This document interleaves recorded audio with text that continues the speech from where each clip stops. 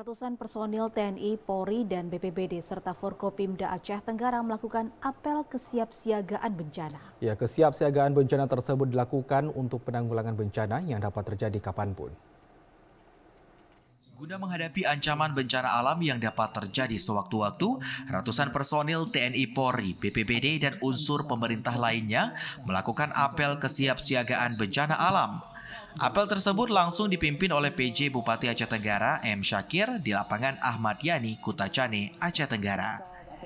Dalam sambutannya, ia menyebutkan bahwa setiap instansi pemerintah harus bekerja sama dalam penanggulangan bencana yang dapat terjadi kapanpun dan dimanapun. Untuk itu, setiap instansi harus waspada dan cepat tanggap akan bencana.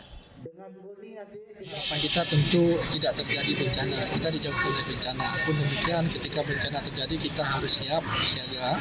Tentu ini siap siaga ini tidak hanya dari kita, dari sektor terkait, dari kita dari Pemda, TNI Polri, tapi juga masyarakat. Masyarakat ini harus paham bagaimana mitigasi bencana. Ketika terjadi bencana tentu apa yang harus dilakukan.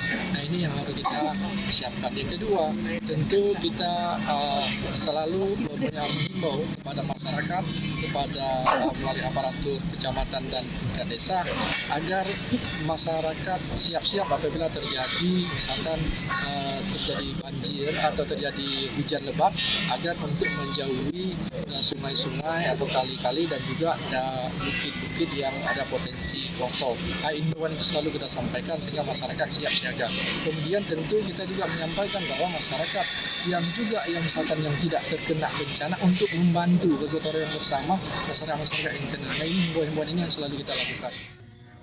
Ia juga menambahkan bahwa Kabupaten Aceh Tenggara akan menghadapi 2 event besar, yaitu PON Aceh Sumut, yang mana untuk cabur arung jeram akan dilaksanakan di Aceh Tenggara dan juga Pilkada. Maka dari ini, ia pun berharap seluruh jajaran pemerintah daerah TNI Polri dan pihak terkait lainnya agar dapat siap siaga dalam menyukseskan kedua event besar ini. Dari Aceh Tenggara, Abdul Aziz, TVRI melaporkan.